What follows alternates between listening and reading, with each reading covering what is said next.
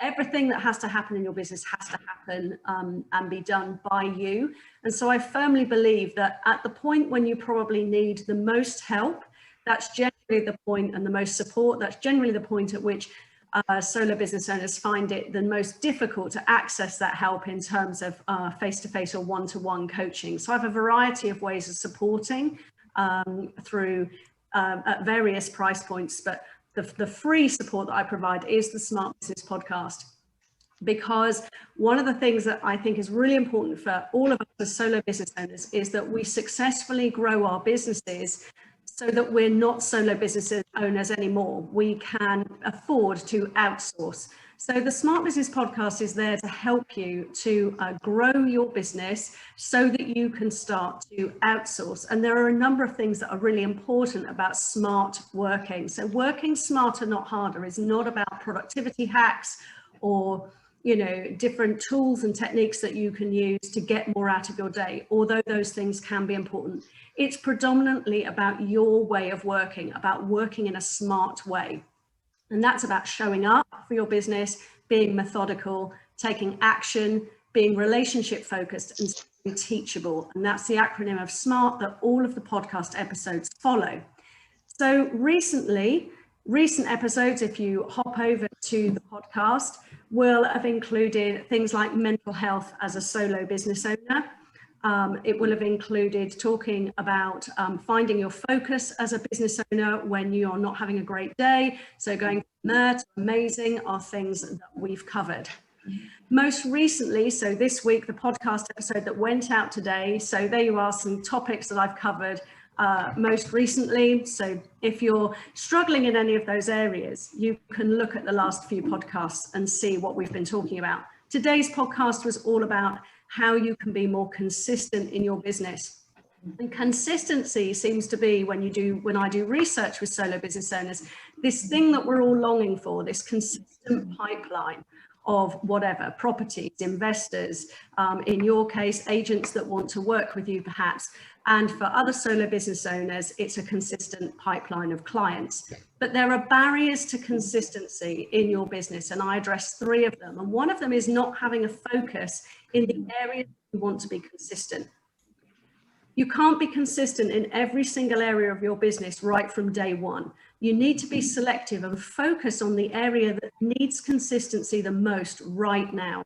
So not having a focus for your consistency, your efforts in consistency, is a barrier to you being consistent, because this scattergun approach will give you scattergun results. The next thing is that I see with business owners is waiting for confidence instead of leaning into courage. It takes a lot of courage to be consistent in your business, because when you are consistent in your action taking in your business, you will get consistent results. And those results will either tell you that it's not working and we fear that failure, or it will really work and you'll get success. And sometimes we fear that success of getting on a runaway train and not knowing what to do. So it takes a lot of courage in order to be really consistent in your business. And one of the things that we need to do is stop waiting for confidence. Confidence comes as an experience of your ability. When you experience your own ability, you're confident. But we can't wait for that, because in order to experience your ability, you need to actually take action. And that's how you experience ability. And taking action takes courage. So stop waiting for confidence. It's going to be a barrier to you being consistent. And finally, moving on from that is perfectionism. If you are waiting to be consistent until you can be perfectly consistent in every part of your business, you're going to be waiting a really long time. It will never come. So those are 3 barriers to consistency that we look at in this week's episode. And if you want me to unpack those a little bit more, then hop on to my website, karenmurray.biz/podcast. And you'll be able to listen to the whole episode and past episodes there. If you subscribe there, then from next week with the new episodes, you'll also get some podcast notes and some implementation prompts, because I know that a number of you listen while you're driving, walking your dogs, running, and that means that you can't take notes. So I'm taking that away and just producing a very simple summary for you that you'll get if you're subscribed to my email list. Just a podcast notes, and then some implementation prompts to help you take action. So that's the Smart Business Podcast. Thank you very much, Karen. That's awesome. Sometimes when I listen to Karen, I think she's talking directly to me whilst I'm out on my run listening to her podcast. So highly recommend you tune into Karen. It's always relevant. Maybe Thanks. Sometimes you actually are, Karen. We'll be ready soon. He needs to mute. Great stuff. Okay, brilliant. Thank you very much, Karen. So next up, we have Paul. Let me re-share the screen. Mr. Sams. Hello, I'm Paul. I'm an alcoholic. It seemed like a good... I asked Rob beforehand, was it okay to drink? And he said it's actively encouraged. So yes, that's what I like to see. Everyone can raise a glass. It's all we need to do now is a Zoom quiz, and then it's back to lockdown, isn't it? As well as being an alcoholic and a father and a very angry football supporter, I decided at the weekend, because my kids' team were robbed of a win by a very dodgy ref, and the parents were trying to decide who was going to beat the ref up. And then I realised we're all turning into those parents you don't want to be. I'm a solicitor by day, allegedly. I've got the certificates. I run a team. It's a fairly successful team. There's far too many of them, and it was much easier when it was just my wife and I doing all the work, because most of the time we feel like it's just us. But the property market at the minute is the most buoyant I've ever seen it in my entire career. So see, my able assistant, I want to call Rob Debbie McGee, but I've never really thought of Rob as Debbie McGee before, but that's how I'm going to try. From now on, for the next few minutes, Rob, you will be called Debbie. I don't know whether to be flattered or scared. Scared. So when I say Debbie, if you could switch the screen. So no, but not Rob before. Sorry. Yeah, not before. All right. This is going well, isn't it? It's not Morecambe and Wise or Ant and Dec. Rob sent me the sort of précis of what tonight was going to be about, and I came up with this: first time fumbles and you know what ups. Because I deal with a lot of different types of people buying property. And the one thing I found is, in this world, everyone thinks they're an expert because of one simple thing: Google. Other search engines are available, but it's generally Google. And because of that, everyone assumes if they Google something, they know the answer. And 9 times out of 10, they've got a vague idea of what it is, but they probably looked up about something to do with the law of property in Quebec. So it does tend to go wrong. So I've put a few slides together here about things where people can make mistakes and errors for first-time investors that all first-time investors seem to make from my side. So Debbie, put down a glass. Next slide, please. Thank you. Just because it looks good doesn't mean to say it is good. There's lots of analogies I could make there. You know, we've all had a drink, you know, in our youth, and we thought, yes, that's the right person for me. And then the next day realized they weren't the right person. Or they, in my case, it's normally the other person realizing I was the wrong person for them. But I'm lucky because my wife's blind in one eye, so that's the only reason she's with me, and the main reason she likes to do a bit for charity. But just because something looks good doesn't mean to say that it is good. So when I get people coming to me, going, "This is just an amazing deal, Paul. It's so cheap. The property's so cheap. I've got to buy it." And then they discover it's made out of sticky back plastic and asbestos, or it's got subsidence, or the lease is ridiculously short and it's going to cost thousands to have it extended. Or it's built next door to an electricity substation, which was one I had today. It's only been going on 4 months, and the clients realised there's a substation that wants to extend and now can't. How she didn't notice this before, I don't know. She's blaming lockdown, but it's one of those things. So I'd say just because it looks good, it might not be good. So Debbie, next slide, please. I'm going to change you in my phone next, Rob, to Debbie, just so you know. If it's bad, it could end up like this.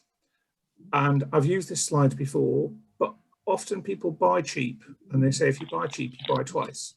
But with property, if you buy cheap, you're probably going to be lumbered with it. So it's okay buying something cheap as long as you're planning on keeping it. So if there's a problem, and you plan to keep it, it's fine. I've had people buy short leases. I've had people buy properties where there's issues where there's no proper parking, or there's some sort of structural issue where they can't get a mortgage, but if they put cash into it, they're happy to keep it.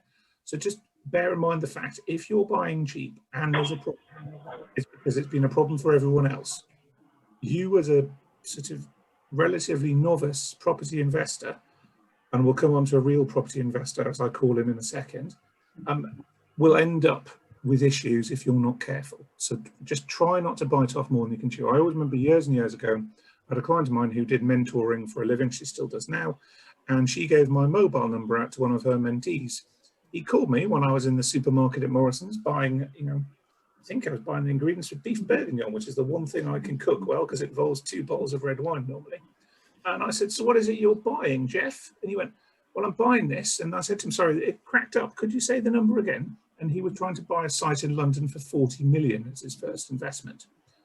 Needless to say, he couldn't get the funding for it for some reason. No idea why, perhaps because he had no experience whatsoever. But he went off and bought his first property, which is a buy-to-let, and he's doing reasonably well last time I spoke to him, where he's got about 12 to 14, I think. So next slide, please, Debbie. Now, here's a real property investor, the Donald J. Trump, Mr. President. Like him or loathe him, I had a lady who used to work for me in my old firm who was a qualified lawyer in the United States. She practiced real estate law in New York, and just once when we were having a drink after work, she just mentioned how she knew Trump. And I went, how do you mean, you know Trump? And she said, he owns half of New York. So everyone that dealt with property had met with the Donald at some point, because the man is a control freak. But one thing he does do is he owns an awful lot of property all the way around the world. Now, if he calls his lawyer and asks for a discount because he's going to do more deals, I'd be tempted to do his taxes. There's possibly some money laundering considerations. But I'd be prepared to give him a discount. So I could say I'd acted for the Donald. Please don't call your lawyer up and ask for a discount because you're going to do lots of deals in the future, because we have that said to us every day.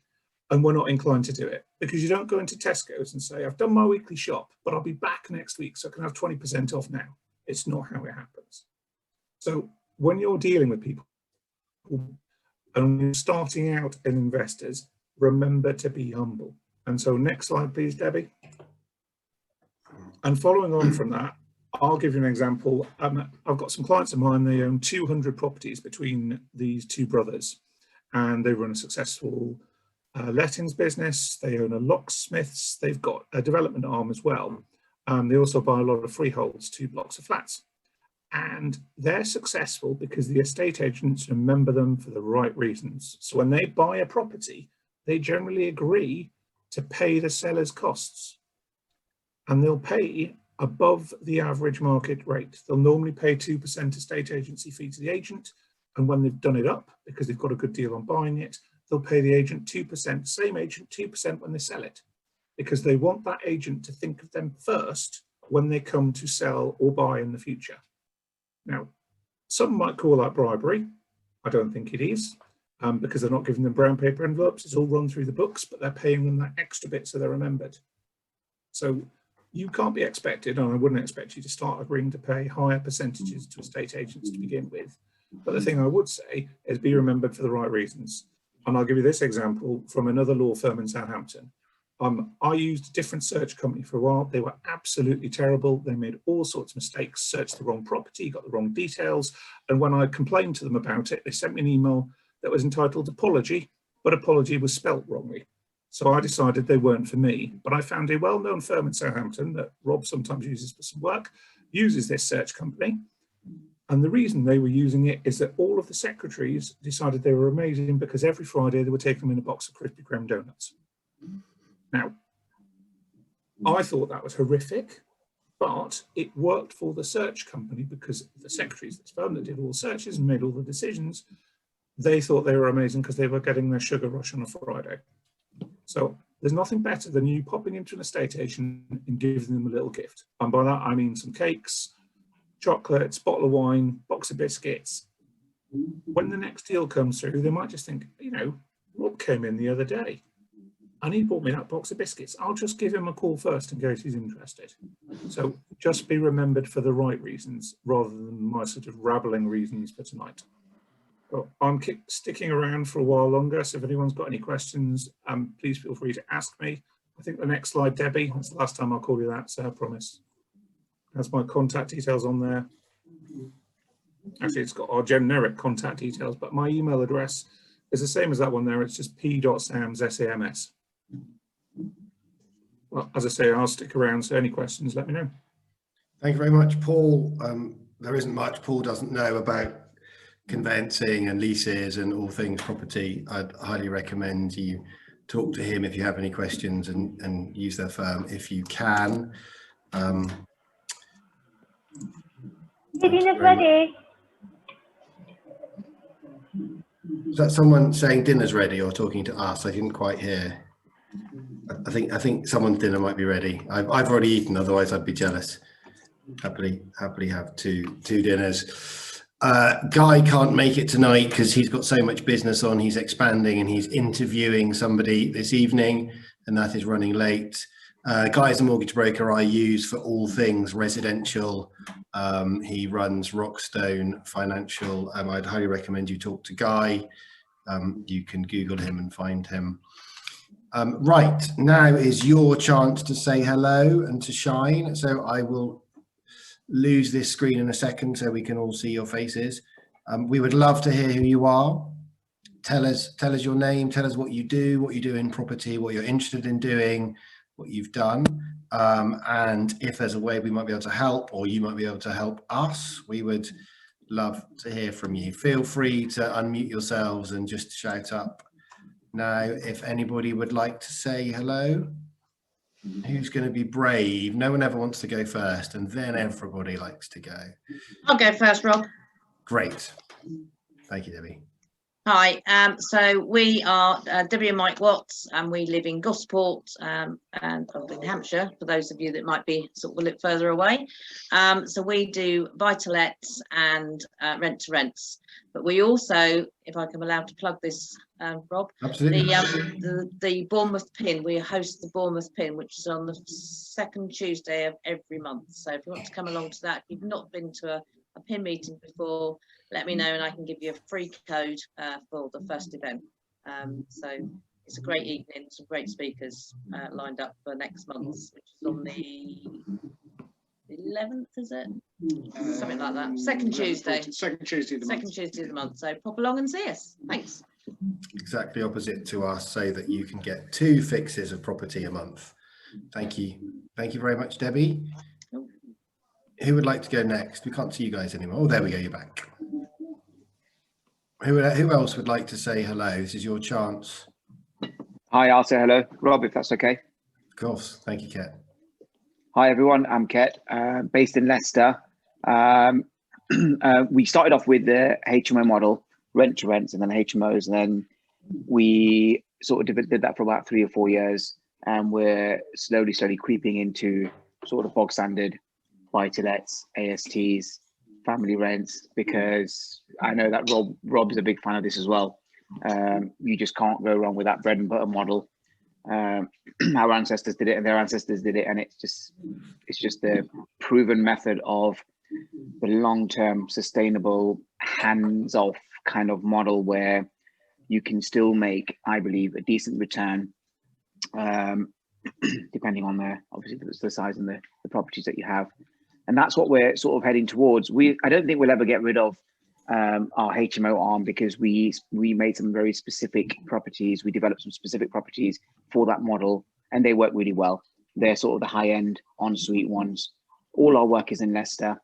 And then the final thing that we're doing now is some of the larger properties, we're trying to convert them into 1 or 2 bedroom flats by splitting out all the utilities. And so again, they get rented on the AST model, but it's just a way of getting a bigger return from a property. And obviously after we get involved in all the other bits as well that everyone does, I guess, with the refinancing and try to leave as little money in the deal as possible and all the rest of it.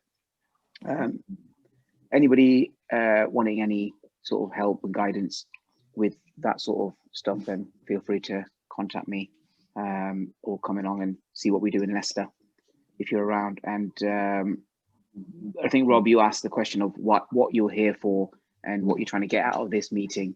My thing was, it doesn't matter how experienced you get in property, there's always something that you can learn from these sort of calls, especially when you listen to, strange as it sounds, especially when you listen to people that are just coming into the business, because they are so current and they know they're doing things now that we perhaps tried and did maybe 4, 5, 6 years ago, or even before that. And I just think it's always important to stay current with what the newbies are doing. Although they learn from us experienced people, there's a lot that we can still learn from newbies. And I do believe in what Rob does in Southampton. I've been to see various sites of this as well. I'm a big fan of Rob, so it's always nice to listen and give a bit of support there as well. So that's me. Thank you, Ket. I think Ket's a really good example of dominating your ground. They know Leicester really well. They focus locally. They don't get distracted. They don't look elsewhere. Ket, you used a few acronyms in there, and you described, I think, what a straightforward, ordinary, everyday buy-to-lets as the AST model. Do you want to just, for those who don't understand some of the acronyms, do you want to explain what an AST is and what you mean by the AST model? Yeah, so an AST model is your bog standard buy-to-rent or buy-to-let, as also known as, where you rent the property or the unit or the flat to somebody on a short-haul tenancy. They are responsible for all the utilities that's associated with that property, and all you receive is the rental income. You're obviously, as a landlord, responsible for roof and boiler and the basic stuff. But there is no sort of hassle element in that sort of arrangement, as compared to a HMO arrangement, which is multiple occupancy, where you could have 4, 5, 6 or more people sharing a property, sharing kitchens and bathrooms and what have you. Great, thank you, Ket. So when Ket refers to the AST model, AST is the sort of headline name we use for the type of tenancy agreement for a normal rental. It stands for assured short-hold tenancy. It's just a little bit of government jargon that they use that gives you some rules to make sure that you're protected as the landlord and the tenant is protected, and there's some rules around how that agreement's written. So when Ket says the AST model, this is the simplest, most straightforward type of buy-to-let investing. You know, you own a property and you put one person or one household, so one person, one couple, one family into that property, and you obviously you need a contract with them, and that's the AST. As Ket says, they pay you rent, you pay the mortgage, and you look after them, you look after the property. Simple and straightforward. This is the model that I love, which is why I'm here today trying to promote it. It enables you to learn about buy-to-let investing in a safe way, make incredible returns, which I'll share in a minute, and you get to look, you still have to look after the property, you have to look after your tenant as a customer, but it's a nice, safe, straightforward way to do it. Thank you, Ket. Very, very useful. Thank you, guys. Who would like to say hello? Come on now. I know I'm going to call out a few people in a minute. Introduce myself. Gary. Hi, everybody. First timer here, so nice to meet everybody.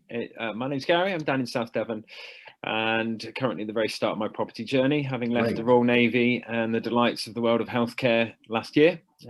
Followed my 2 dreams of property and cooking with food. Cooking food with fire and smoke with an event catering business with my brother. As you can imagine, this summer has not been the summer of dreams for that one. Last summer, timing. It was fantastic. Last summer was great. We had some great events, some great local beer and music festivals, and had a blast. But yeah, so very much caught up in finishing off the refurb on my first buy-to-let, and between myself and my other half, that'll be our second buy-to-let property, and so very much excited about the opportunities that the world of property present. looking to source some rent-to-rent deals, potentially obviously the rent-to-rent HMOs, and just really looking to build myself up a portfolio, following a buy-to-let model, and seeing where the future takes me down in the property journey. And are you focusing in South Devon? I am, to start with, yeah. Very much sticking with my comfort zone. Funnily enough, the house that I chose to start with is in an area I know well, having grown up just a couple 100 meters away. And in fact, I used to play in the house as a kid because the family that owned it for 50 odd years sort of kind of grew up near each other. So not a huge amount, but I did have vague memories of the house. It transpired. Okay. So yeah, so very much know the area, know the rental demand, know all the sort of the local area for due diligence, but obviously looking slightly further afield. This being in Paynton, I live in Newton Abbot. It doesn't fit for certain strategies. So looking slightly further afield and looking for the wider South Devon area for a broader portfolio. Brilliant. Great to have you with us, Gary. Brilliant. Thank you. Who would like to say hello next? Keep moving on. Carly, Fiona, do you want to say hi? Up to you. Hello, hi, I'm Carly. So Fiona and I have recently just bought our first buy-to-let. We've finished refurbing it and we are now just looking for a tenant. So we're brand newbies and here just to hear what everyone else has got to say, really, and soak up all the knowledge. So yeah, that's us. Thank you, Carly. I'm excited to say these guys have just finished a fantastic looking buy-to-let refurbishment. So next month we're going to showcase them so that we can explore exactly what they've done to buy their first, how they've done it, how they've kept to an astonishingly low refurb budget. And in between now and then, if you can't wait, we have just recorded a Homes Under the Hammer style interview with Carly and Fiona. So that will be going out, and it's I think it was ready yesterday, so it will be going out on social media very soon. So I'm very excited to put that out. Fiona, do you want to say hello, or are you not? No. Okay. Well, I'll say hello. But I was just a bit with you. Great. That video is going on social media. I thought it was just for us. So yeah. Great stuff. Carly said everything. So just hello, everyone. Thank you very much, Fiona. Jeff and Steph, do you guys want to say hello? Hello. Right. We're old newbies. Yeah. Just rewind a little bit. We totally agree with the buy-to-let philosophy. We built up 4 buy-to-lets between me and my wife Stephanie, and I've got 5 with my son as well, so 9 buy-to-lets. And last November I had a bit of a surprise departure from my full-time job, so we're now both full-time property, and without those buy-to-lets bringing the money in, that would have been very difficult and very hard to move forward. So definitely agree with all the buy-to-let philosophy, and Ground Rock is so straightforward and easy. We want to do more, but we moved up a few gears. Last November we put an offer in on half an acre of land, and we're still struggling to get the agent to arrange the final sale, but it should be going to exchange, we hope, within the next 2 or 3 weeks. And then we're going to build 7 new build houses on it, so we've gone right off scale with that one. And then over the last 2 years we've been trying to get a commercial conversion deal going as well, and last week we finally got an offer accepted, so and we've now got 2 projects. So, brilliant. So that's another big one. So well, not a big one, but that's going to be 7 units as well, surprisingly. It's a conversion of a merchant and a little warehouse and shop unit into flats and bungalows. So great, lots of hard work paying off. Yes, Really finally, good. Well done. feel what we've got there. So We haven't got there yet, but we're closer than we've ever been. we're nearly there. We're nearly there. Well done, guys. Brilliant. Really And good we're to also looking at blocks of flats. So if we can make some money on the conversions, we'll be following your philosophy of trying to get some blocks of flats, and that'll add to the cash flow as well, and Good. hopefully get us going. So this year was going to be the big year, and it's not really happened quite yet. So 2021 is going to be the big year. I think that's the same for a lot of us. Thank you, guys. Really good to hear. Love hearing the progress you're making. Would anyone else like to say hello? Otherwise, I will move on. But I'd love to hear from the rest of you. I won't call anybody out, though I want to. Anyone else? I can't quite see everyone at once. There's too many people on. Anyone else going to wave hello? Hello. Yay, I didn't have to say. Hi, Richard and Tina. Evening, ladies and gentlemen. Yeah, Richard and Tina from Smart Room Lettings. We just do current businesses, HMOs, rent to rent around Southampton city centre. We have 8 of those, but we are looking to refresh on buy to let because we have 3 we bought years ago, but really like to do more and make some more money. So we're looking with eagerness tonight. Me to support the meeting as well because it's fantastic and it's good to see y'all. And bye. Great, thanks, guys. Anyone else want to say hello? Speak up quick, or Mark's joined. Mark, you going to say hi? Yeah, I'll say hi. Don't mind calling you out. Good.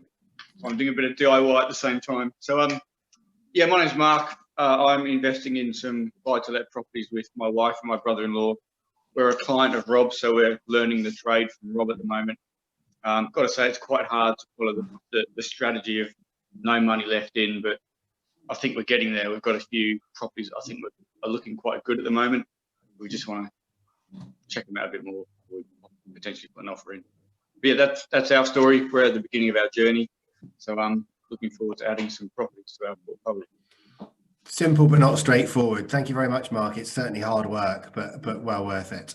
Right, if there's nobody else, anyone else, I will move on. Okay, if you do want to recharge your glass of wine, now's a good time to do that.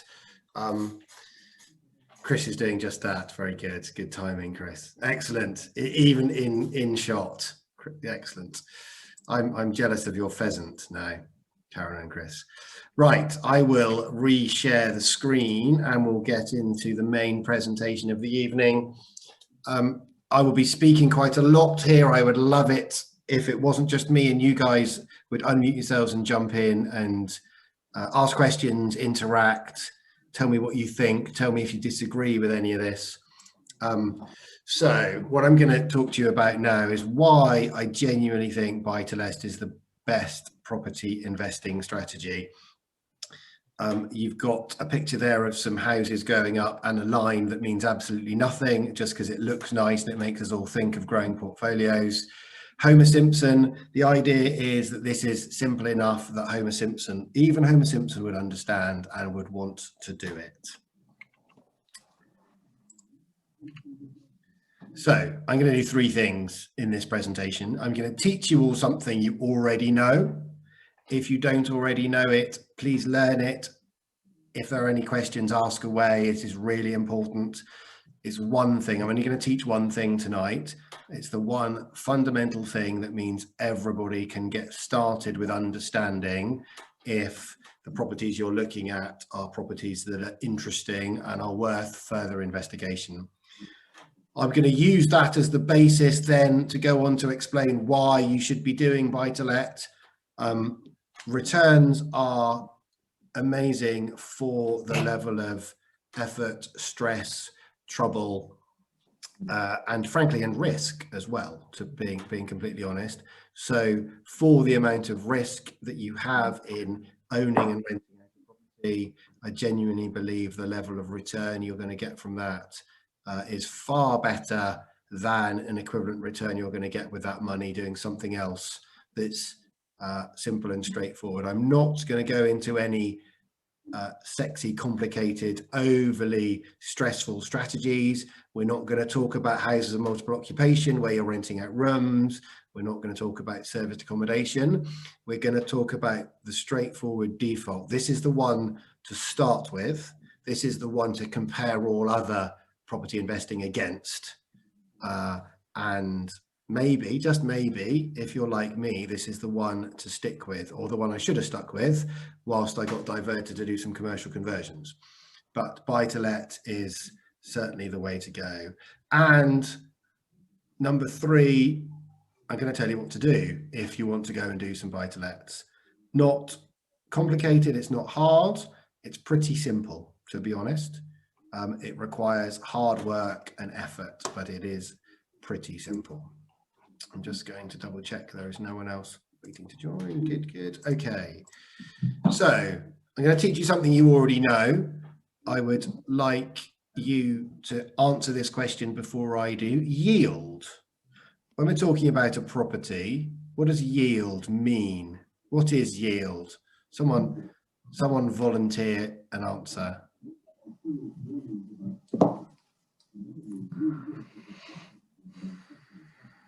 Anybody?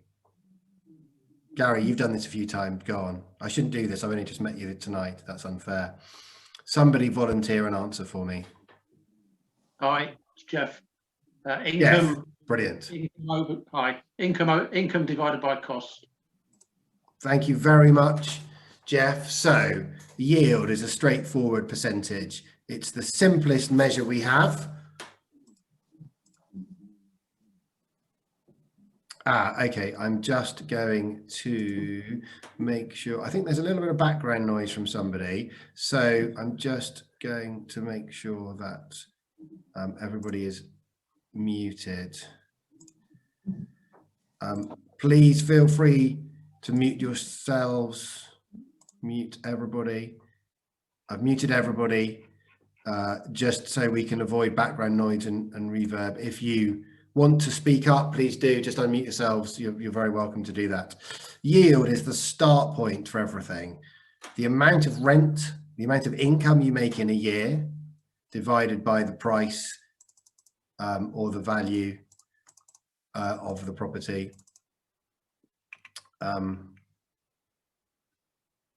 It's the start point, the most straightforward number. You can pretty easily estimate how much a property is going to rent for. We're not doing anything crazy by renting out to buy a room or renting it out for the night, just on a straightforward monthly basis. How much you're going to get times by 12. We're not going to worry about maintenance. We're not going to worry about voids. We're not going to worry about anything else. This is just really straightforward. The amount of money you're going to get as income divided by the price. I've put the word price here. It might be price, it might be cost, it might be value. Do not worry about the difference between all of these things. Just the amount of rent you're going to get in divided by the price. Okay, I'm gonna, please, let's have a few answers now. What do people think is a good yield for the type of investing that they do? You might be doing buy-to-let, you might be like Ket and do HMOs and get phenomenal yields. Shout out some numbers. Christine, 5 to 10%, lovely range there. So 5% to 10% yields. Tajinder, 8% to 10%. Okay, that's pretty interesting. So feel free to unmute yourself and shout out. 10%. 10%. Who was that? Sorry, I've got too many people. I can't see everybody. Shalina. Shalina, 10% for you. Great. Okay. 10% is pretty strong. Jeff and Steph, 6 to 8% on buy-to-lets. Okay, it's interesting. Gary, anything that beats the bank. Thank you for that, Gary. I think that's pretty much summing up exactly what I'm trying to get across this evening. That actually you can beat the bank by a long way with something that is pretty safe, pretty straightforward. Any other offers? Anyone else want to venture a number that they use or something they strive for, perhaps? Okay, so we've got quite a few answers. Oh, was there one more answer there? Don't want to miss out. Okay, so for what we do in Southampton, we get buy-to-let yields of between 6 and 7%. So you can pretty easily make between 6 or 7% on your money by straightforwardly buying a property. I have given you a specific example here. So we have a development called Southern House in Shirley. This is the one that's got 10 flats in it, 5 of which we've sold. 1 or 2 of those we've sold to individual buy-to-let investors. The other 5 we're holding because the returns are good. So the total rent in the year divided by the price gives us the yield. So we make a gross rent, so a total rent before we've taken anything off, of £800 a month off these 1-bedroom flats at Southern House.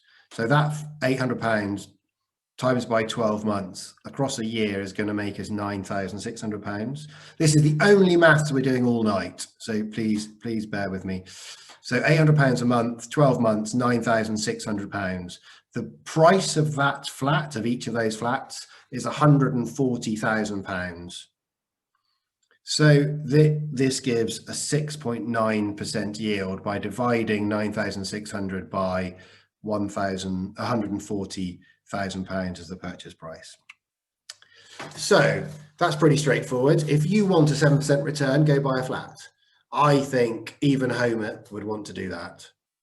That's far better return than you're going to get in the bank. As Gary said before, it's pretty simple, it's pretty straightforward.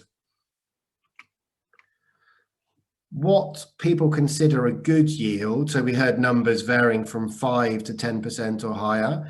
What people consider to be a good yield is highly subjective. My answer will be different to everybody else's answer on this call. We would all have different opinions, and there isn't really a standard answer to that question. Some of my investor friends in London would think 4 or 5% was a really good return, and even Christina did suggest 5% was in the range of a good return. If you were investing in other locations, that would be a terrible return. The type of property can make a massive difference. The amount of effort it takes to get the return. Ket, who you heard from earlier, he's an HMO specialist, so he gets really, really good yields. He puts a bit more effort in to run those properties because he's got more than one household, more than one person. He's renting by the room in the entire house. The yield is not reflective of the actual return you're going to make. What it is an indication of whether or not this is the right sort of property to be looking at. There are other more complicated lots and lots of ratios, lots and lots of things to consider. I've put a couple that I particularly think are important. ROCE, return on capital employed, and cash on cash return. I'm not going to go into those tonight. They are very important, but they are not something to stress too much about. Yield is the only one we're going to talk about right now. Christina has just asked, is it possible to get higher returns, 20% to 50% returns? It is absolutely possible to get higher returns. I'm going to give you 1 or 2 little examples of how you can improve on the returns that I've just talked about a little bit, and how you can get even better returns. I'll certainly suggest some ideas. Anybody who wants to, Alan's just joining, brilliant. Anybody who wants to understand more about what those are, I'm very happy to answer any questions about that. Okay, so why you should be doing buy-to-let. So the example I just gave you was from the property on the left, Southern House. So I have just picked this out almost at random from our portfolio. So we have created brand new Help to Buy 10-year warranted flats. So what that means is these are brand new flats in a converted building. They are new build except for the structure of the building, which also has that 10-year warranty on it. So thank you, Gary. Yes, we work very hard to make them look as good as we can.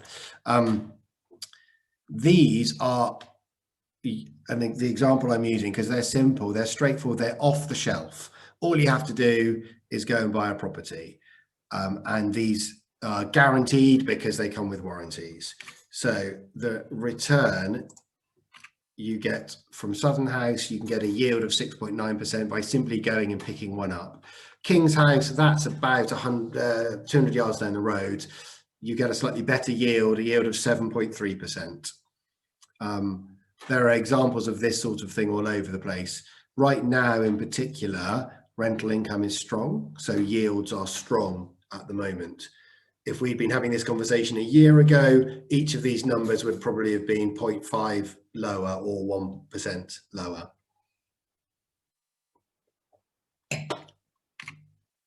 So straight off with zero effort, you can buy a yield of 6.9%.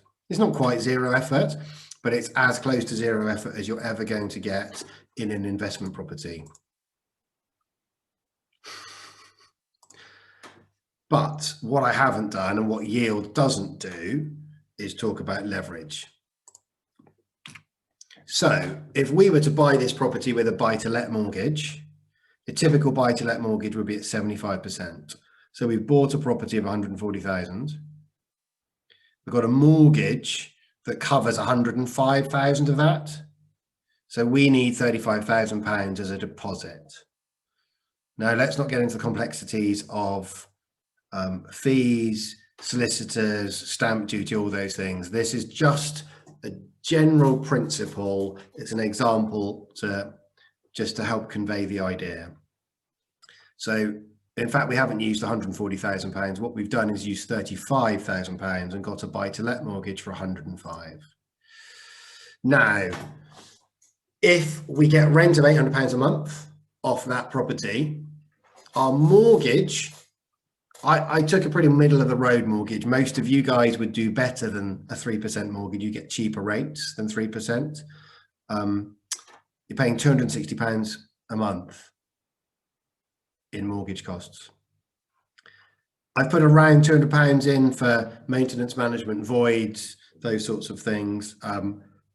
There are ways that could be higher or lower. We could debate that back and forth for hours. For the purposes of this, I just wanted to put a number in there that's a reasonable, sensible number. So we end up spending, of our 800, we spend £462. You make a profit of £327 a month. So this is a straightforward one-bedroom flat on an everyday buy-to-let, and it's making a profit of £300 a month. And that's a very perfectly sensible, perfectly respectable profit target on a sort of per unit or per door basis. 12 months of that at £300, and we can do 12 months because I've already factored in something for voids. We've taken off some costs for void. So 12 months of that gives £4,600.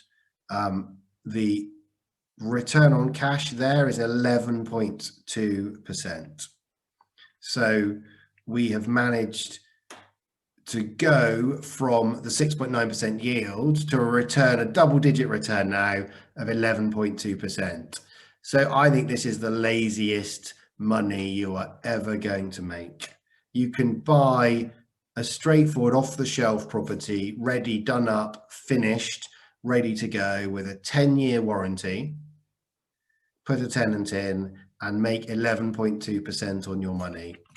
That is over a 10% return. Everyone will tell you if you're making a 10% return on your money, you're doing really well.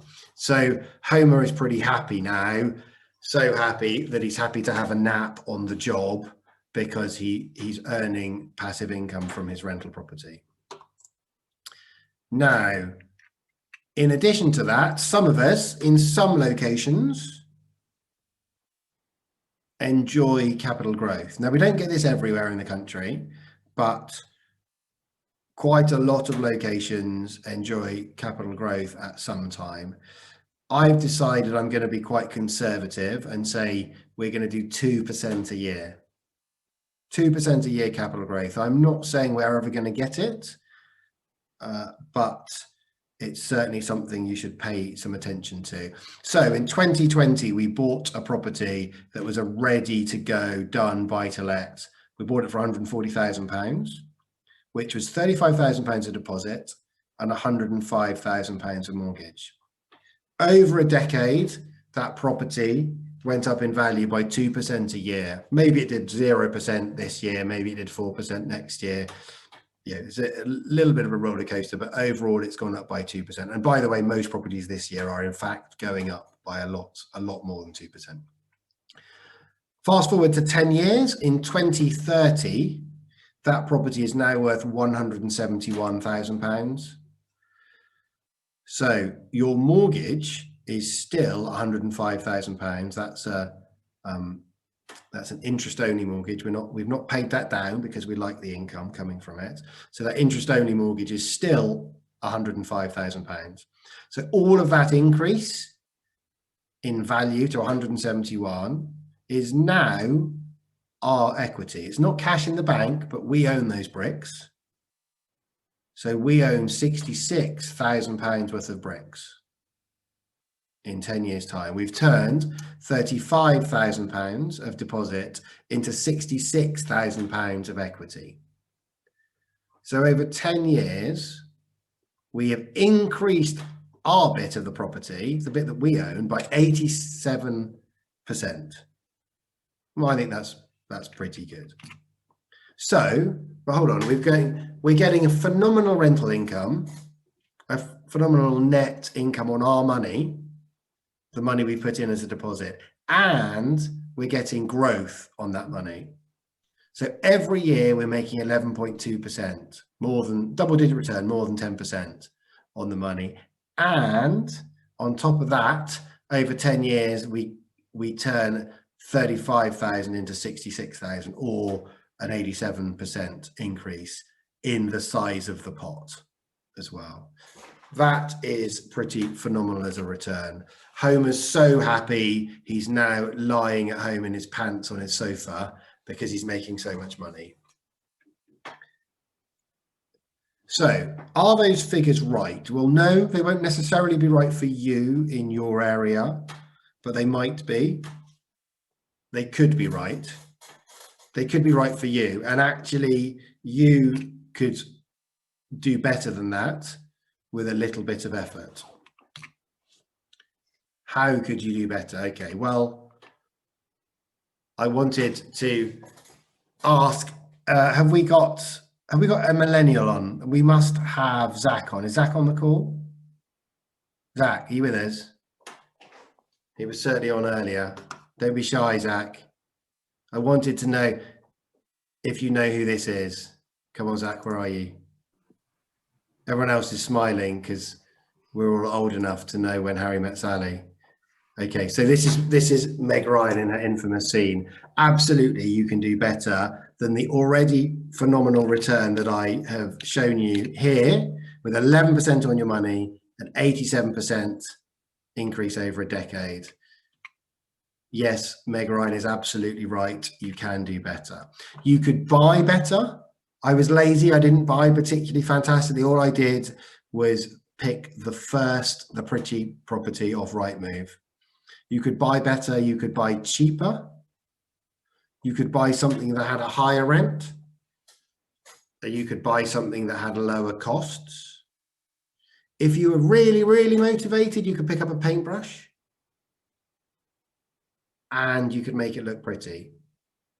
Even without doing that, we're making 11% on our money and over a decade an 87% return on the capital. That's pretty phenomenal, but we could do better than that. Can you do even better still than I've mentioned? Well, actually, there are some clever, fancy strategies you could do. You've heard from Ket earlier. You heard me mention something called no money left in, NMLI. There's nothing particularly overly fancy or overly sexy about this. What we're doing is we're doing clever, fancy things with the money, with the financing here. Mr. Sams is saying I'm a millennial. I'm not sure I'm a millennial. I think we're the generation between the two, I'm afraid. Christina, aren't those myths, or what myths? I love a good challenging question. No money left in, I bet. Okay. think that's what Christine is asking. Steph's nodding. No money left in, correct. Thank you, Karen.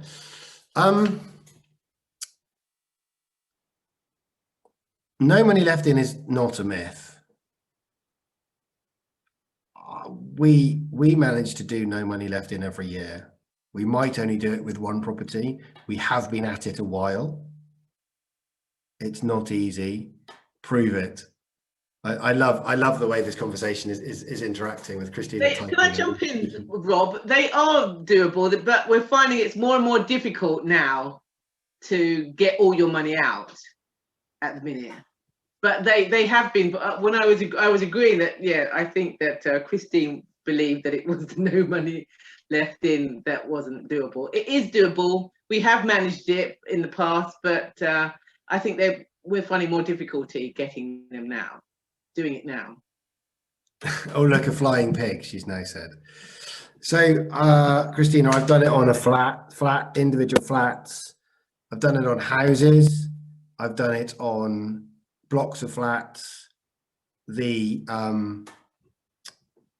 block that was the polygon, that was my office, the listed building, that's, if I was holding it, that would be a no money left in deal. I'm selling it.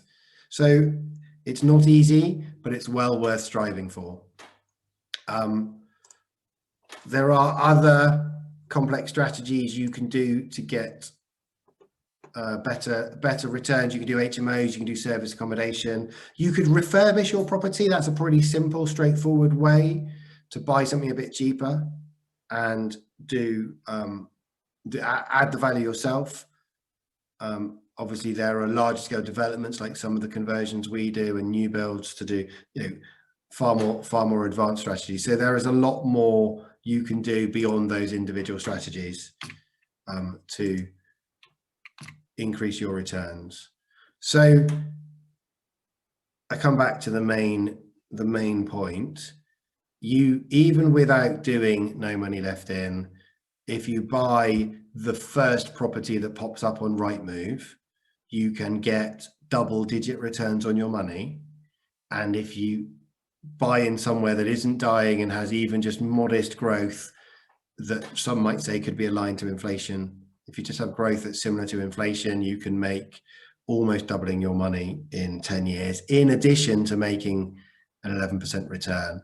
I don't know any other investment in anything that gives those returns when you consider the level of risk that we're talking about, which is buying a flat or a house and putting a single tenant in there and making sure you treat that tenant like a customer, with care, with professionalism, with love and attention, so that you look after them. They are paying your bills, they are paying your mortgage. That's very important. This is not fire and forget, but the amount of work ongoing to run a tenant, the amount of effort you need to put in for an incredible return is very low. Chris, you got a question, or you're talking about yourselves? Rob, hi. I mean, this is really interesting. And Karen and I, as you know, are talking about this. A question for you, and I know it was covered in Moneybox, I think a wee while ago, and I didn't quite get to hear it. But if you're going to do this, if you're going to start a portfolio of properties for, say, income and then pension and then who knows what to hand down to the kids, what are your thoughts on whether you form a private company, a PLC, a limited company? A limited company. As opposed to doing PLC is a step later on. Yeah. It's the wine. Chris, I very nearly put a slide in on this, and I decided not to because I didn't want to scare people off. So right now, the government has put some things in place that mean that if your income is above a certain level, you are penalized particularly badly if you have investment property. So I'm not an accountant and I'm not in any way wanting to provide any advice, but the headlines basically are, if you as a single person or you and a partner, husband and wife as a pair, earn an income above about £82,000 in a year, if you buy an investment property in your own name, the government's going to say, but hold on, you already earn more money. We are going to penalise you for owning that property. So if the total income is greater than £82,000, it is worth considering buying, instead of buying in your own name, buying in a limited company. Now, that doesn't mean it's a foregone conclusion that you should buy in a limited company, but it certainly is worth considering. If your combined income were 60, 65, 70, somewhere that's close but underneath, you should consider that by including that property, you may take yourself over the threshold. Who would we get that advice from properly, Rob? So that's advice. It's very hard to find the right people often for this sort of thing. Yeah. But in this particular case, it's quite straightforward. It's your accountant.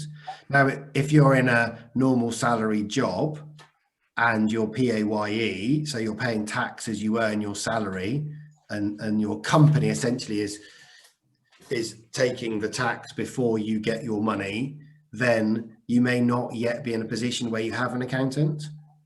But it's absolutely worth getting one if you're at the stage. So if you're somewhere above sort of 60,000 plus as joint incomes, or maybe 70,000 plus, and you have plans to buy investment property that would take you over the 82,000, it's something you should think about. If you're below that, or you're not in danger of, if you want to buy 3 and no more and you're never going to get over the 80, then, or the first one would be fine. Simplest, straightforward, buy in your own name. Just don't stress about it. And in terms of building something that you can then pass down the generations, I guess, again, the company probably makes sense. Yeah, so lots to think about with inheritance tax. If you're doing tax planning in your own name, you get an inheritance tax allowance of £325,000 each. So it's quite, basically, if you've got assets more than £600,000 on second death, you might have to pay a huge amount in death duties. Apologies to any accountants on the call if I've got any of those numbers wrong. If that's the case, then yes, you should think about buying in a limited company because it can provide some protection. There's a number of other protections you could have in other ways with trusts and all sorts of things. So the government has worked hard to try and recoup some money from the buy-to-let bonanza. If you are at or above the £80,000 threshold, you should definitely pay for some good quality advice from an accountant who can advise. You'll have to be very clear on what it is you want to do, what your plans are, how much you want to buy, how much income you're going to make, what's your income today and what's your plan, and then based on those figures they could advise how to do it. There's quite a lot of good free videos, free advice on Facebook, on YouTube, on Google. I use a local accountant who's excellent, but I know that there's an accountant called Shaz Nawaz in the property circles who does, I don't use Shaz, so I'm not recommending him, but he does some very good videos explaining what I've just said. And as an accountant, he can explain properly. Karen, you're on mute, but you'll give me a thumbs up. Yeah, I think that, for me, Shaz is the right place to start if this is a topic that's of concern. But don't watch the videos and then do it yourself. Watch the videos to inform yourselves about what to do, and then, if necessary, go and take some real advice from an accountant.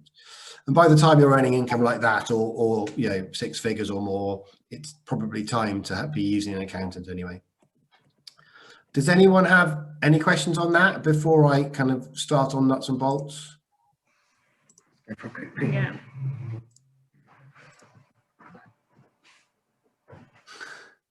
Yeah. Okay, right. So what to do? I have very deliberately done this so that it is not specific to Southampton. So some of these are general, but I promise you they are specific enough that if you follow them, you can be successful. What should you look for in a buy-to-let? The number one thing, and sorry that this isn't some specific tactic or go here and you will find the best deals on the planet, that doesn't exist. The number one thing you should look for in a buy-to-let is something that meets your goal of what you want to achieve with that buy-to-let, because nothing else matters. What I might do, what someone else might do, what your mate down the pub might do, what your other half might want to do, doesn't matter. Though hopefully your goal or your goals with that property is at least aligned with something that you've agreed with your other half. Do you want income today? Do you not care about income today? Do you want income tomorrow at some point in the future? I know quite a few investors who have good jobs, are happy with their jobs, are earning good money. They want to create the portfolio for the future, but they don't want the income right now. Are you after capital growth? You might buy different things if you want capital growth and if you want income. Are you just looking for a safe harbor for your money? That's becoming increasingly important.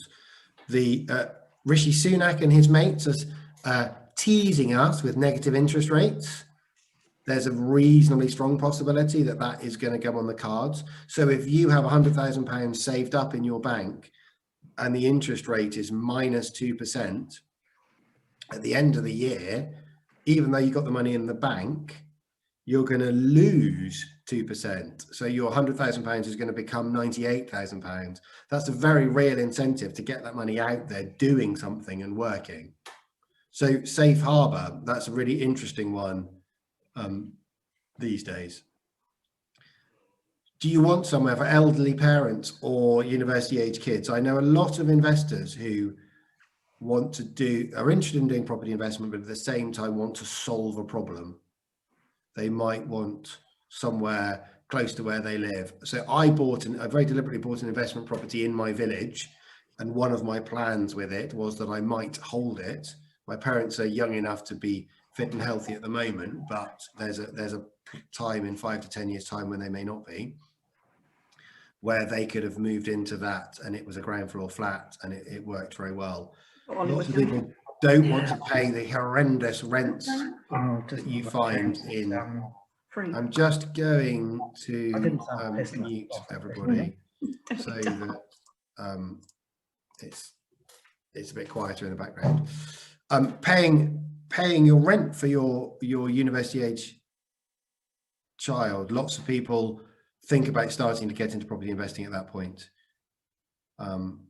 in order to offset some of those costs. So what's important is it meets your own goal. What type of property should you buy? I have endless conversations about flats or houses. I have done successful buy-to-let investing with flats and with houses, and I've done no money left in investing with flats and with houses. So here's my rule of thumb. Houses, generally speaking, will be better for capital growth. Flats, generally speaking, will be better for income. Now, of those two flats, the flat on the left is a purpose-built flat in a block that was built specifically to be a flat. The property on the right was a house or houses and has been converted into flats. I don't want to get into the weeds today, but the way you earn income from houses that are purpose-built versus conversions is very different, and they give very different returns. So there's almost two subcategories there. But the general point being, houses good for capital growth, flats better for income. Now, I have made a massive sweeping generalization that is not true in all locations, but as a rule of thumb, it's not a bad place to start.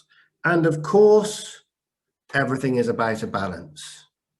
So as I go through some of the more specific steps next, what you will find is that you can find properties that are awesome, houses, for instance, that are awesome for capital growth, but which have rubbish yields, which you just can't make work. You don't understand why anybody would do that.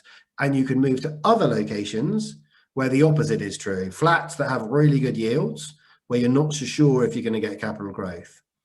And what it is, that's not a complete cut-off. There's a continuum. You will get, as you move from the locations that are predominantly houses to the places with flats, you will find that gradually these things change. So you can pick and choose the location where you get the right mix of income and growth for yourself. Does anyone have any questions on that before I keep going? Okay, how to find the right area.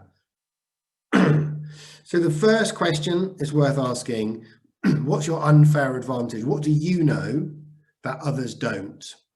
Do you have some specialist knowledge of a town, a city, a location, a street? Gary talked earlier in his intro about buying a house that he used to play in with his neighbours as a kid. He knows that area like the back of his hand. There is loads and loads you can gain by having an unfair advantage by knowing a location better than someone else.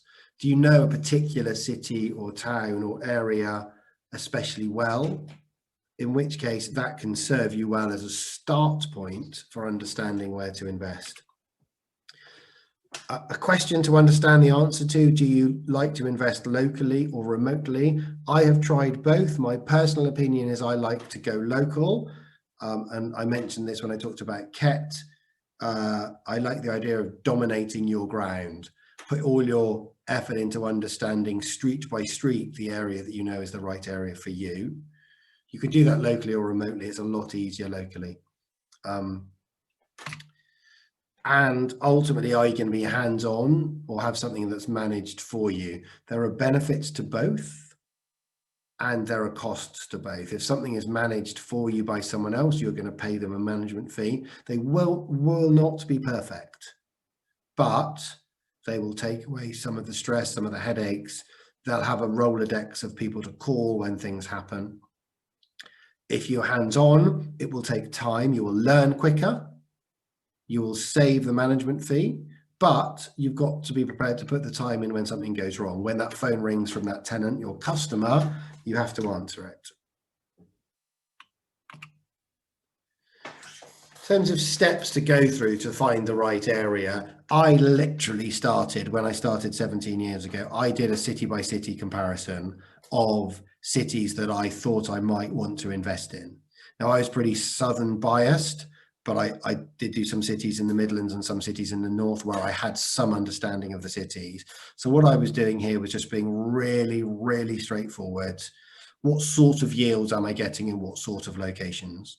I don't suggest you do this in a massive amount of detail. This is the hard yards you're going to do up front. This is the research that Fiona hated having to do herself, but truly benefited from. Once you've identified the right city, and bear in mind places you know and your unfair advantage if one exists, the core of the work is in steps 2 and 3. So understand and research what is happening in your city. What is the difference between buying a buy-to-let in the city centre, in the suburb, or further out? What are the inner suburbs, outer suburbs, towns and villages that are the satellite locations around the city? There will be a clear distinction between values, and you'll start to see some trends in the yield. And then the key, the detailed step that is the hard yards on the spreadsheet, is researching the postcode. Postcodes are broken up into 2 bits. I'm not going to go too much into detail here, but I do want to mention this just in case you want to go and off and do this on your own. Postcodes are broken up into 2 sections. The bit before the space is called the out code, and the bit after is the in code. You need to know your area down to the out code and maybe down to the sector. The sector is the first bit and then the number that's after the space. You need to know your area well enough to know where you want to buy. And this is where it's simple but not easy. There's lots of research to be done to understand not just the town or the city, but understand by out code, and in some cases by sector, And in actual fact, as some of the guys on this call who've done the hard work will know, sometimes you have to do some subdivision there, but you really need to know by outcode what are the characteristics of the area you're buying. This way, you are head and shoulders above 90%, probably 99% of the other investors out there. So you're not buying an average property that gets average returns. You are getting outsized returns because you've done the hard work up front to understand what is the right thing to buy in the right place. So you focus on that first half. Initially focus on the outcode, and then once you know the areas well enough and you're honing in on, say, your top 3, you might start to know those really well and have to go to the sector as well. This is a picture. So this is a picture here that just shows an ordnance survey map, and the boundaries show you where different outcodes and different sectors lie. So all of N11 is in the same bit, and then N11-1 and N11-2 and N11-3 are all next to each other. N14 is separate, and then it has its own little bits. You need to understand down to the level of detail so that you know each sub area, each outcode area, and possibly even each sector. That's the bit where the hard work is, where you really will reap the rewards. Okay. And then once you know where you're investing, this is the step that Mark, who spoke earlier, is on at the moment. Persistence is key. How do you find the actual right property to buy?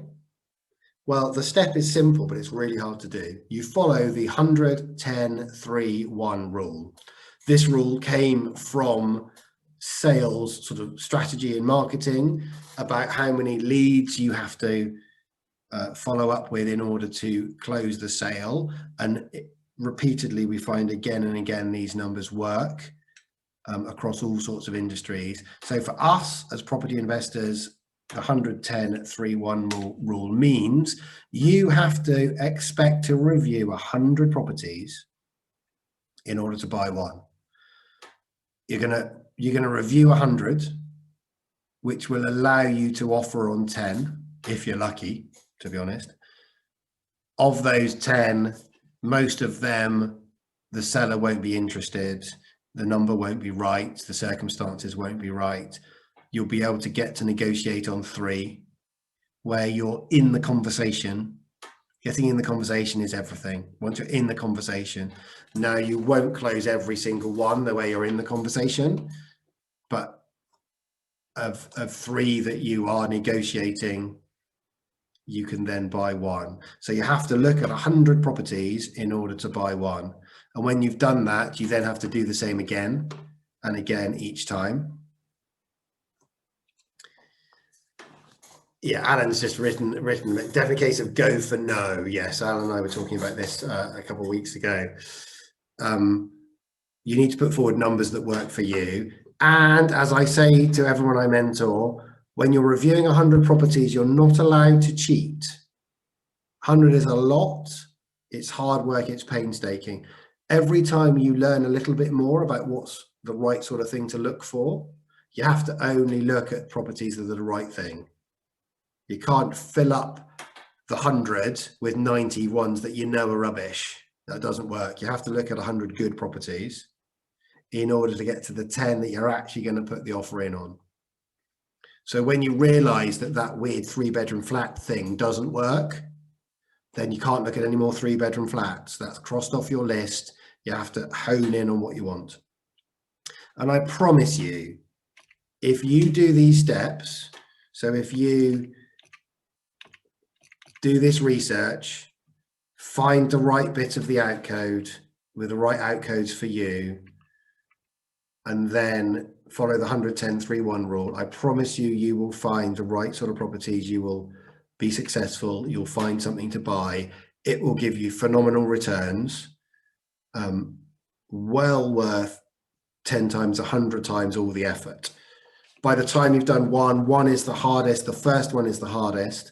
When you've done the first one, you don't have to do all of that core research again. You can leverage all of your experience. You still have to hit the 110-3-1 ratios. Eventually, you'll find you're not having to review 100 properties. It gets better. You probably end up wanting to look like you have to review 20. And that's not because you don't review 100. It's just that you're better at filtering them out, so you don't put much time and effort into the 100. Okay, I've got some tips on what to avoid. I've been talking for a long time. I was hopeful to get you guys away relatively early. I've got just a few headlines of the things to avoid. This is the type of question where you're not going to have this in your list of criteria. They're just red flags to have in the back of your mind. Anything that's too fancy, just forget it. It's not going to work. Don't bother. Don't waste your time. Anything you fall in love with. Charlie Brown was hopeless when he was in love. He was hopeless most of the time, but he was definitely hopeless when he's in love. If you fall in love with it, no. You can't, don't buy it. You'll see one of the buildings I bought was called King's House. It was called King's House before I met it. I had to work very hard not to fall in love with a property that was already named after me before I'd even bought it. And we're talking about your first buy-to-let or one of your first few buy-to-lets. Avoid anything that's too much of a gamble. Save the risky stuff for later. There's plenty of opportunity later to do cleverer, smarter, riskier things that can get bigger returns. Right now, focus on the simple, focus on the straightforward, focus on the things where there are loads of numbers, loads of obvious comparables. Rightmove is incredible. Zoopla is amazing. These tools give you the chance to find values, to find rents. You can talk to agents for free. This is all free research. Don't do anything that's too much of a gamble too soon. Save that for when you've got a few properties under your belt. Okay, when should you get started? I use this as another excuse to put a picture of Meg Ryan up. If any of you have a DeLorean and can go back in time, I would recommend starting 20 years ago. If you don't have a DeLorean, now is the best time to start. What you're going to do, what you're not going to do is time the market. You're not going to try and time the market. So actually fluctuations over 1 week, 1 month, 3 months, 6 months aren't so important. What's important is about hitting your goal, is about getting started, is about putting something in place now, sowing a seed now, so that in 10 years' time, you can reap the benefits that you want. Okay, that was a whistle-stop tour of how to get going in buy-to-let and why buy-to-lets are just a great place to start, and you can get incredible returns from buy-to-let investing. Before we close, and I let you go early, does anyone have any questions?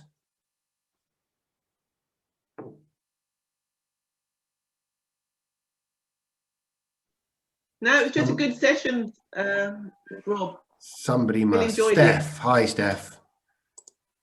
Oh, I was just saying, I don't have a question. I was just saying it was a good evening, a good presentation, good information. Thank you very much. Good. It's very informative. Yeah. Too complicated. Thank you, guys. Thank you, Gary, as well. Does anyone have any questions about that? Does anyone disagree with me? I have a question. Yeah, Richard, great. Yeah, just on what you should look for in the flats. Is there like 3-bed, 2-bed, 1-bed? What is a waste of time? Is like a 1-bed waste of time? Or if you're buying like you've not bought flats before, should you go for a 2-bed? That sort of thing. So I'll give you the answer I'm going to give you first, which is you should always do your research. Yeah. So that you find out the right thing to buy for you. My personal opinion is 3-bedroom flats are very likely to be a waste of time. Okay.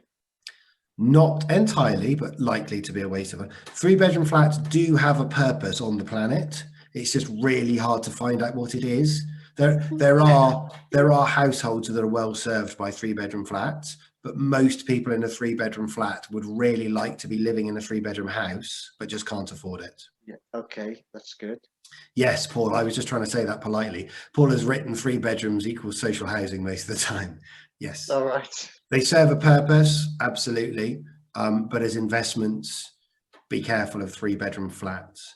I've seen buy-to-lets work very well on flats and houses, 1 beds, 2 beds. Be careful of studios, because studios are typically very hard to get the right sort of financing on. Possible, but hard.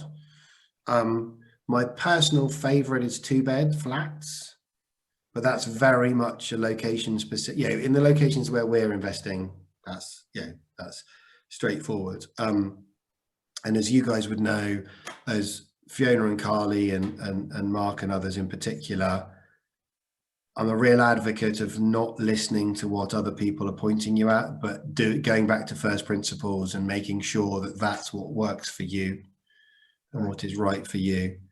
Thanks, Christina. Have a good evening. I was very surprised. I can't remember who I was helping at one point 3 or 4 years ago, and we discovered that the right type of investment property wasn't flats at all, but was in fact houses in a particular village where we were doing some research. 2-bedroom houses happened to be the right thing to buy at that time in that location. I would never ever have guessed that until I looked at the numbers. Yeah. So my personal preference, 2-bedroom flat, but always do your research. Mark, are you wanting to say something? No, you just turned your video on so you could wave. No, I was actually going to say something as well. It's just I know Paul just put up there 3-bed flats often equals social housing, and I know Paul didn't mean any insult to social housing there, but I just wanted to point out that one of the properties we rent out is a 3-bed house, and we've got social housing in there, and we get the rents paid directly from the council, which actually over COVID, over the lockdown period, has been really beneficial to us because it took away a whole load of the stress of worrying, are we going to keep getting our rent paid to us? I've got to say the tenants are a bit naive. They've never run their own house before, so they call me for every little thing, which can be quite frustrating, but you know what? I get quite a bit of money from there every month, so I'm happy to live with that. Great. And is it a 3-bedroom house or a 3-bedroom flat? 3-bedroom house. Yeah, okay. Yeah. Great. And 3-bedroom houses are far more like part of the norm in terms of where things sit in terms of returns, prices and rents and stuff. 3-bedroom flats are a bit of an anomaly, but 3-bedroom houses, awesome. Yeah, and I was just making the point really, not about 3-bed flats, but really about social housing. Okay, great. Thank you, Mark. And in these current times, that certainty is really important. It was really beneficial. Yeah, it's good. It's worth a lot to have some certainty.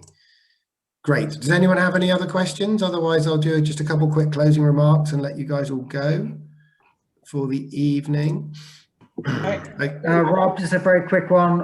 Really enlightening. My first here, of course, listening to Karen doing her stuff, and I'm a huge advocate. Biased as I may be, but really, really interesting. Really, really thought-provoking. Probably the way to go, actually. Yeah. Well, brilliant. Good. Happy to hear it. And I look forward to talking more about it, Chris. We'll just put your mic on and talk. Rob, yes. could I just ask you, what's your opinion on buying from auctions? Okay. Be very careful buying at auctions. Auctions is a whole different game. It's a game unto itself. I have watched a buyer, I'm going to get this number wrong because it was a while ago. I've watched a buyer overpay by something like £20,000 or £25,000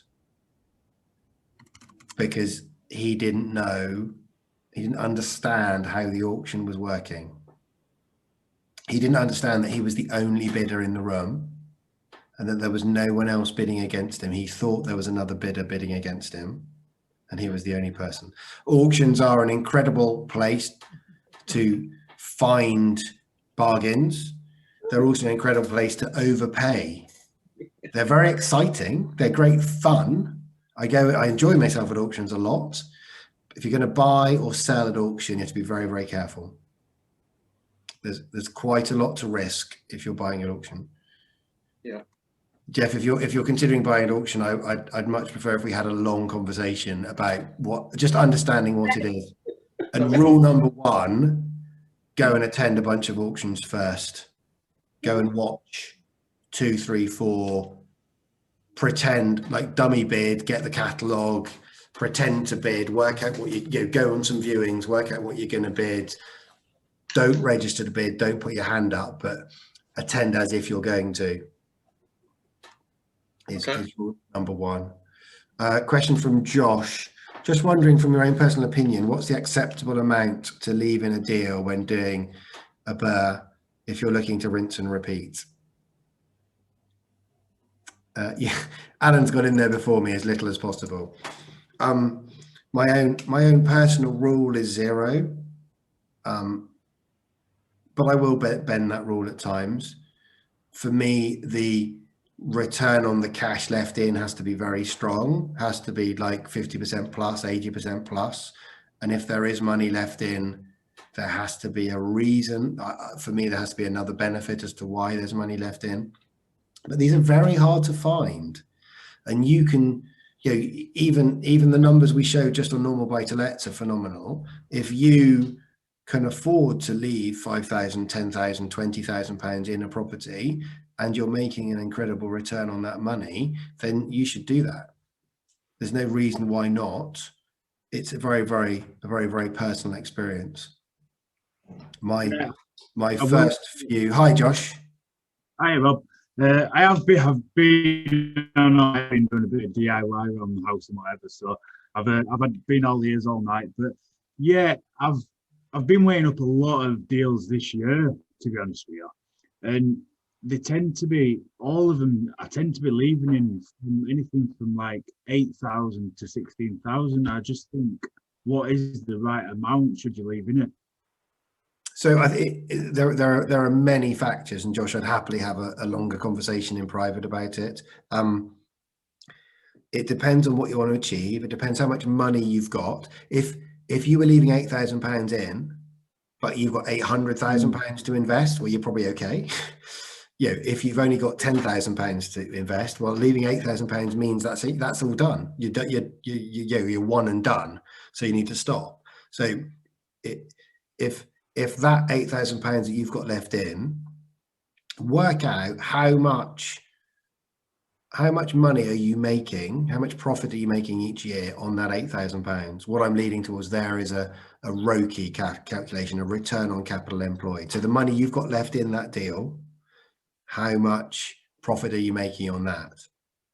Now, if that's 5%, that's not very good. If it's 20%, 30%, 40%, 80%, these are incredible numbers. Don't be shy of having to get all your money out. You don't need to get all your money out. You do need to be mindful that if you leave 8,000, 15,000 pounds in a deal, that money is bricks, it's not cash, so you can't use it again. And at some point you will run out of money, but it's really valuable to have that money working hard for you. If that £8,000 was giving an £8,000 a year profit, or a £4,000 a year profit, well, that's 100% or a 50% return on that money. That's pretty awesome. If you can afford to leave that money in, well, that's pretty incredible. You don't have to get every penny out on every deal. I do teach people to aim for getting every penny out, and I do think that's an important target to go for. And it does tend that expenses go up. So if you think you're going to leave 4, 5, 6, 7,000 pounds in before you start, by the time the work's done, you're doing very well if that number hasn't gone up. So you do need to be a little bit careful. If you can afford to leave 5,000 in, but you end up leaving 20,000 pounds in by the time costs have spiraled, that's hard work. So you just need to be careful. I'll happily have a longer conversation, Josh, if you want to talk specifics a bit more. Yeah, thanks for that, Rob. Yeah, definitely. Yeah. Guys, does anyone have anything else they want to say? I will just do a quick few closing remarks. Otherwise, okay, our next meeting is the 4th Tuesday of the month, as ever. It's Tuesday the 24th of November. We'll be on Zoom again. We have the awesome Emma Stubbings. Emma is a prolific investor in Cambridge, amongst other areas. She also does some Manchester and Liverpool, but she's mostly focusing in Cambridge now. She does high-end student HMOs. She does some developments and blocks of flats. She does some remote investing. She's highly accomplished. Emma is very skilled, very knowledgeable, and well worth a listen. So please join us. We will send an email out as soon as tickets come out. And as a small starring performance for next month, I've mentioned this already, Fiona and Carly have done their first buy-to-let, and it is looking fantastic. And I'm very, very excited to share with you some of their journey, some of their stories about how that came about and how brave they were to step into the fold and get it done. It's currently available for renting, and I hope that by the time we go into detail, they might even have some news on that. We'll bring you a short little interview next month, so real sort of hands-on nuts and bolts. They'll have some fantastic photos to show this incredible property. We'll do some before and after, and the numbers on that are really, really good. And they were brave, and it wasn't a no money left in deal. They knew that from the start, but they stuck to the guns, they stuck to their budget. And once it's rented and earning money, it'll give them a phenomenal return. They will leave some money in, but it's well worth getting one step up on the ladder. So well done to you guys. We will be posting the Homes Under Hammer video in the next few days as well. As long as Fiona, you're happy with that, we don't have to do that. It is amazing, promise you. Well, Go on, be brave, say yes. Thank you, great stuff. Like I said to Jerry, it's not like it's going on the One show at BBC One or anything. Well, not yet, but I've scheduled that in for next week. Just make sure you have a glass of wine before Fiona, it'll be fine. You'll be fine.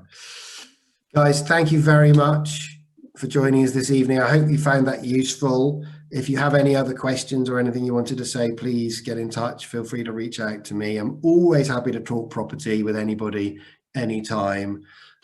Tonight has been recorded. The recording will go out. There'll be an email going out to everybody who's registered tonight, and we'll post it on the Facebook group, the Property Meetup Facebook group. Thank you very much. Have a good evening, and I'll see you in a month's time.